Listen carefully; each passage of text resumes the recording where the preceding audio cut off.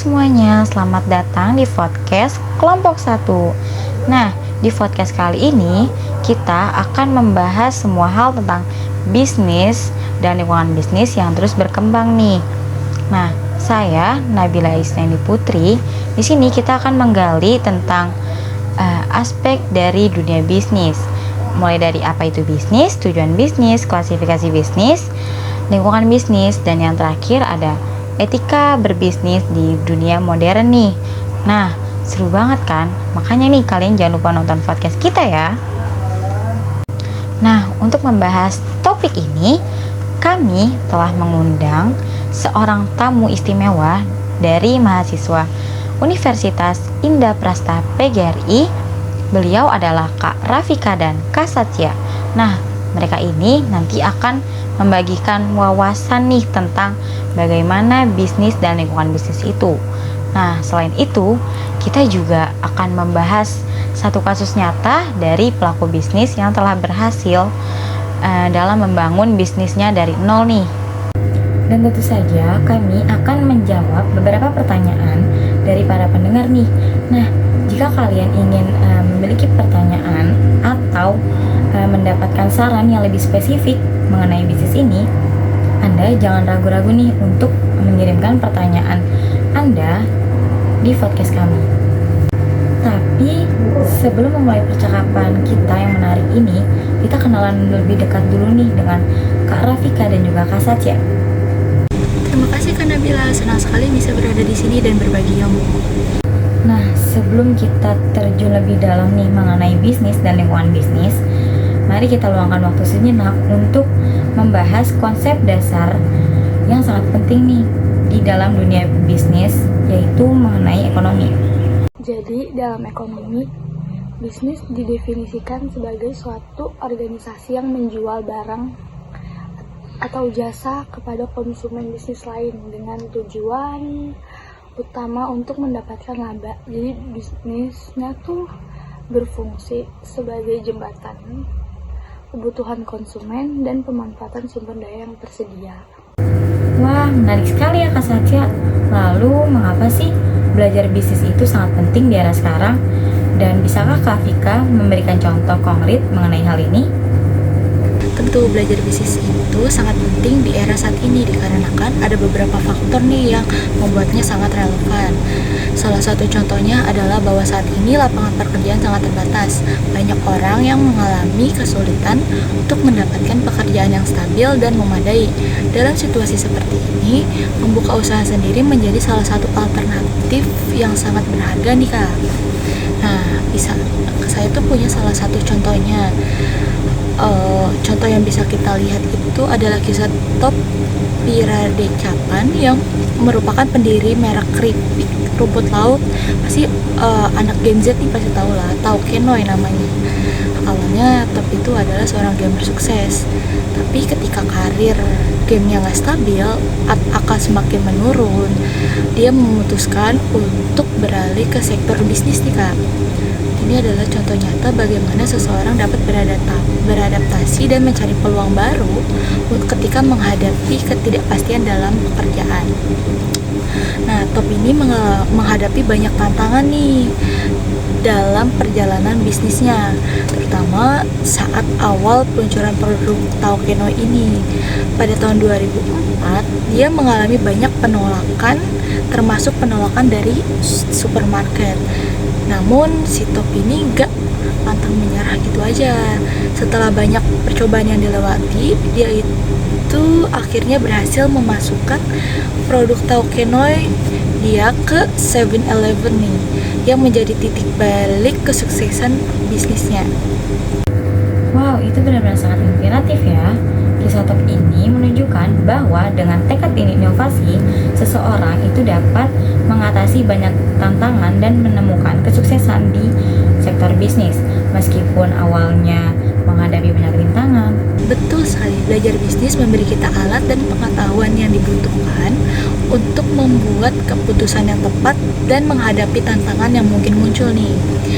Nah, ini memungkinkan kita untuk menciptakan peluang baru dan menjalankan usaha dengan lebih efektif nih Kak. Oke, terima kasih banyak kepada Kak Vika atas wawasan dan contoh yang sangat berharga ini.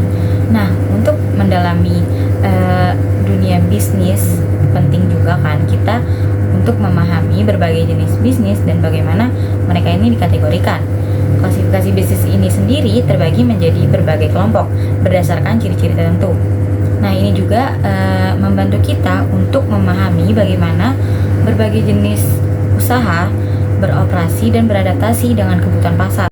Nah, tadi kan udah sesuai nih sama yang Kak Vika berikan contohnya, bahwa di perusahaan Taikei Noi ini merupakan salah satu contoh jenis perusahaan di bidang perdagangan. Dagang atau perdagangan sendiri ini merupakan bisnis yang menjual barang setengah jadi atau barang yang sudah jadi langsung ke konsumen. Contohnya adalah pedagang kaki lima, rumah makan, dan akomodasi seperti hotel, penginapan, dan contoh-contoh lainnya yang dijelaskan oleh Kak Vika. Yang kedua itu ada pertanian. Pertanian merupakan bisnis yang terlibat dalam kegiatan produksi pertanian. Tujuannya itu agar sebagian atau seluruh produksinya itu dijual atau ditukar. Terus ada manufaktur. Manufaktur sendiri itu usaha yang mengubah barang mentah menjadi barang jadi atau setengah jadi, nggak bisa, dengan nilai tambahan komersial. Jadi nilainya itu ada. Lalu ada yang namanya jasa. Yang berapa nih? Yang keempat, jasa itu pelayanan kepada konsumen. Misalkan ada tempat cukur, barbershop gitu, kan itu menggunakan jasa.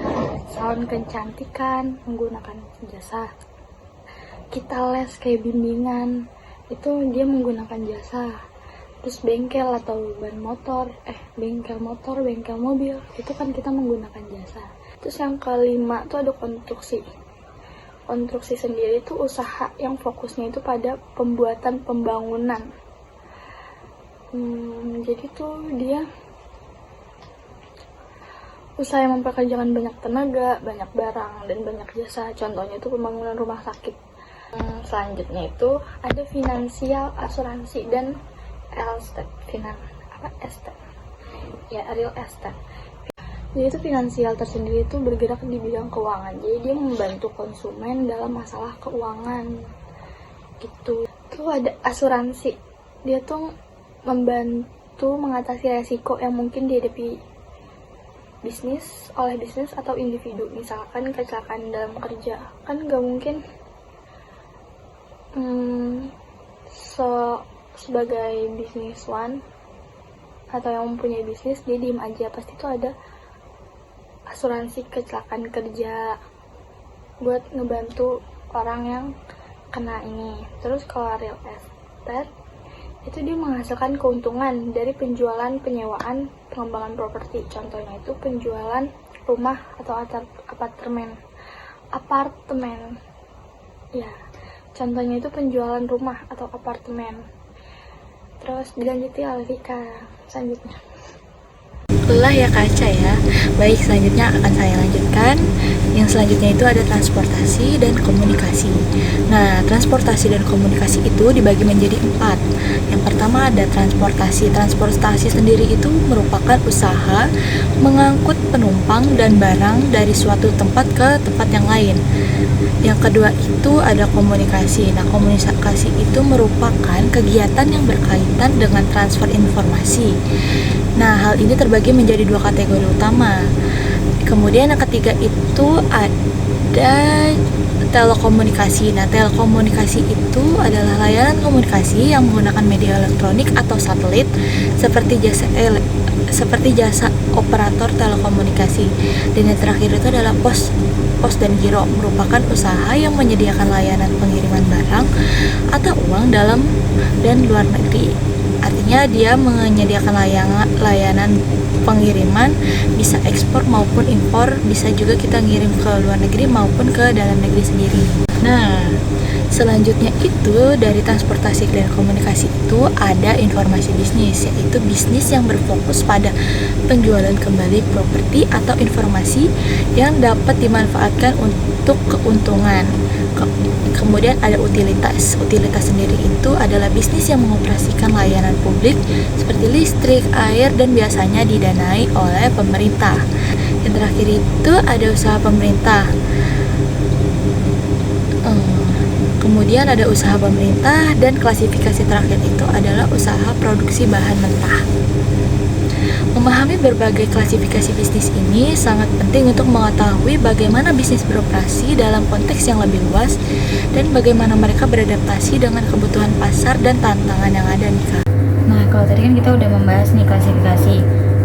Nah, itu kayak nggak serak gak sih kalau kita nggak bahas tujuan dari bisnis. Nah, tujuan bisnis kan ada banyak banget ya Kak, seperti untuk memenuhi kebutuhan dan keinginan, kemudian keuntungan atau laba, bisa juga sebagai kesejahteraan pemilik faktor produksi. Habis itu juga dapat menjaga keberlangsungan hidup perusahaan dalam jangka yang panjang, dapat juga sebagai kemajuan atau pertumbuhan serta prestasi dari bisnis yang dijalankan. Iya benar banget tuh, jadi selain tujuannya, jadi tuh ternyata bisnis juga dibagi berdasarkan lingkungan bisnisnya. Wah, saya baru tahu tuh Kak. Kalau boleh tahu apa aja sih Kak? Yang pertama itu di lingkungan sosial. Nah, lingkungan sosial ini biasanya meliputi demografis dan preferensi pelanggan.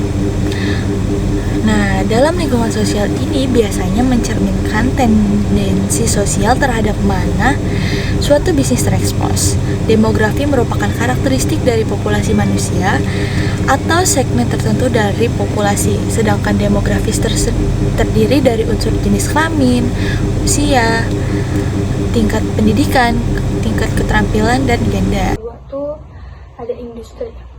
Kalau di bidang industri tuh mencerminkan kondisi di mana industri di perusahaan ini terhadap mana perusahaan terekspos. Nah, yang ketiga itu di bidang ekonomi. Biasanya tuh kondisi ekonomi memiliki dampak yang kuat terhadap kinerja dari setiap bisnis gitu. Ketika perekonomiannya kuat, terus jadi tingkat lapangan kerja kan tinggi. Nah, kompensasi yang dibayarkan pada karyawan tuh juga tinggi gitu. Nah, yang terakhir itu tuh juga ada di aspek global. Nih ya Kak, aspek ini tersendiri dapat mempengaruhi seluruh perusahaan baik secara langsung maupun tidak langsung. Wah, keren sekali ya Kak. Saya semakin tahu nih lama-lama mengenai dasar-dasar ekonomi dan bisnis berkat Kak Vika dan Kak Satya. Belum selesai nih Kak, ada lagi. Kan kita sekarang lagi di fase dunia modern banget ya. Nah, bisnis ini tuh sebenarnya punya etika loh Kak. Itu etika bisnis sendiri merupakan perilaku etis dan tidak etis yang dilakukan para pelaku bisnis dalam menjalankan kegiatan operasional bisnisnya gitu. Nah, etika bisnis itu pada saat dunia modern seperti sekarang ini sangat penting nih. Kenapa saya bilang penting? Dikarenakan yang pertama itu di dalam dunia bisnis modern yang sangat kompetitif seperti sekarang, etika bisnis itu sangat penting untuk mempertahankan reputasi serta kepercayaan publik. Nah, mempunyai etika bisnis yang baik itu dapat mendorong dan meningkatkan reputasi bisnis tersebut nih. Jadi, kalau kita ingin membuka usaha, ingin membuka bisnis kecil-kecilan seperti UMKM, sebaiknya itu kita mulai dengan mempunyai etika yang baik agar pelanggan-pelanggan memiliki kepercayaan terhadap kita. Nah, yang kedua itu ada kepedulian konsumen terhadap isu-isu hak asasi manusia. Perusahaan yang mengabaikan hal-hal tersebut biasanya akan mendapatkan boikot dari pelanggannya, sehingga mengalami kerugian dan penurunan nilai pasar nih Kak. Oke Kak, terus gimana sih Kak cara kita nerapin di kehidupan sehari-hari? Apakah itu mudah atau malah menyulitkan? Enggak Kak, jadi tuh ya ini tuh gampang banget sebenarnya. Jadi yang pertama tuh kita harus menetapkan kode etik maupun pedoman perilaku. Terus yang kemudian tuh kedua, melakukan pelatihan yang baik untuk karyawan dan juga dari sisi pemerintahan serta organ internasional nih. Nah, terus mereka dapat memperkenalkan regulasi untuk mendukung praktik bisnis dan etika seperti undang-undang anti korupsi dan perlindungan hak konsumen gitu deh.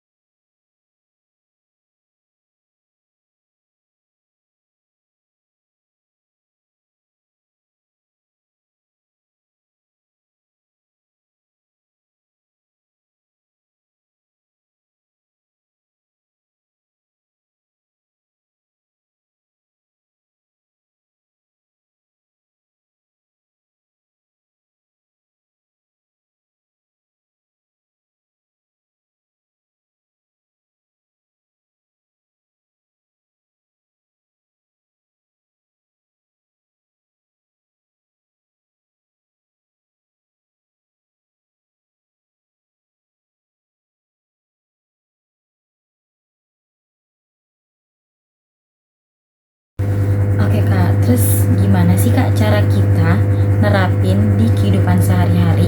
Apakah itu mudah atau malah menyulitkan? Enggak kak, jadi tuh ya ini tuh gampang banget sebenarnya. Jadi yang pertama tuh kita harus menerapkan kode etik maupun pedoman perilaku. Terus yang kemudian tuh kedua, melakukan pelatihan yang baik untuk karyawan dan juga dari sisi pemerintahan serta organ internasional nih. Nah terus mereka dapat memperkenalkan regulasi untuk mendukung praktik bisnis dan etika seperti undang-undang anti korupsi dan perlindungan hak konsumen gitu deh.